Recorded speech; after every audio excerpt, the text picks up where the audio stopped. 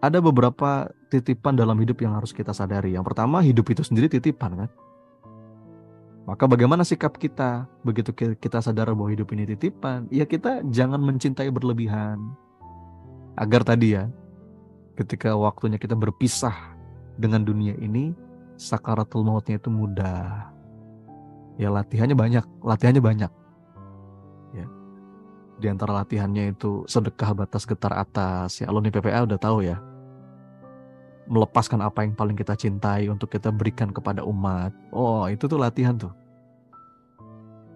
Kemudian eh, bagaimana kita merawat titipan hidup ini? Ya kita membiasakan hari-hari itu kita tebar cinta, terus meningkatkan rasa syukur.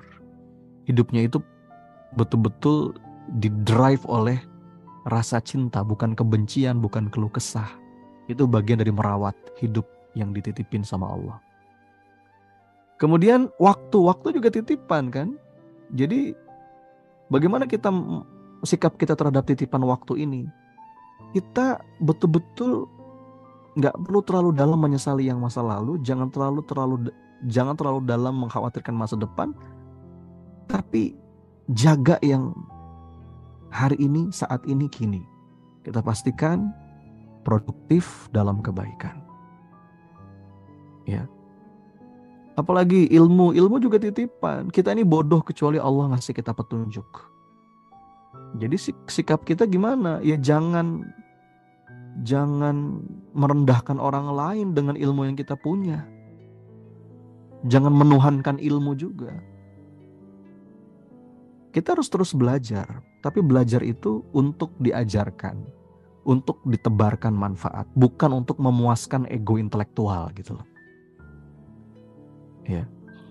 Belajar untuk mengajar. Bahkan dalam sebuah hadis, Allah, para malaikat, makhluk di langit dan di bumi itu mendoakan orang-orang yang mengajarkan kebaikan. Makanya saya senang, saya memilih jalan menjadi penyuruh kebaikan karena pengen didoain sama malaikat, pengen didoain sama makhluk langit, makhluk bumi gitu. Dan nahnu duat qabla kulli syai. Kita semua ini dai sebelum apapun.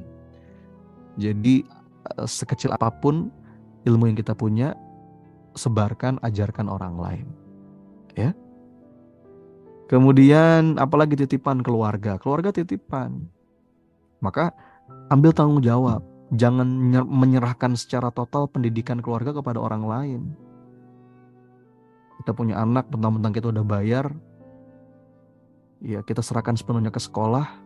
Enggak dong, kita juga punya tugas untuk mendidik, menumbuhkan, mendoakan, jadi teladan bagi keluarga kita. Ya, jadi modeling, mentoring, jadi sahabat yang baik, organizing, membuat lingkungan yang baik, ya, dan teaching, ngajarin yang baik-baik, mendoakan yang baik-baik. Itu sikap kita terhadap titipan keluarga. Dan harta titipan. Sikapnya gimana? Jangan genggam terlalu erat, alias pelit. Ya. Dan ternyata harta yang menyelamatkan itu bukan yang disimpan, tapi yang didistribusikan.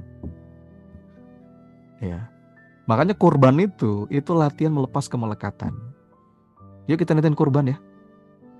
Kita niatin kurban. Siap nggak nih? Yang siap berkurban bilang siap di kolom chat. Siap, bismillah insya Allah. Jangan nonton konser Coldplay yang katanya berapa itu? Harganya 6 jutaan. Itu dibela-belain sampai pinjol. Naudzubillah. Allah ya Rabb. Iya.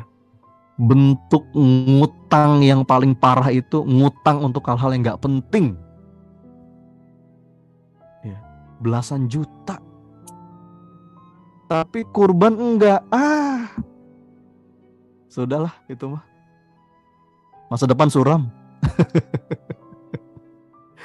Masa depan suram. Kurban kagak, nonton Coldplay dibela-belain, sampai ngutang ke pinjol, udahlah. Ya. Kita niatin kurban ya.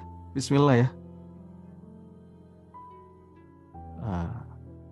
Diniatin, minimal DP dulu. Nanti kita ada program nih, program kurban Bahkan bisa dimulai dengan DP 100.000, itu sebagai bukti kepada Allah bahwa kita meniatkan betul-betul tahun ini kurban. Apalagi yang belum pernah sama sekali, ayo niatin.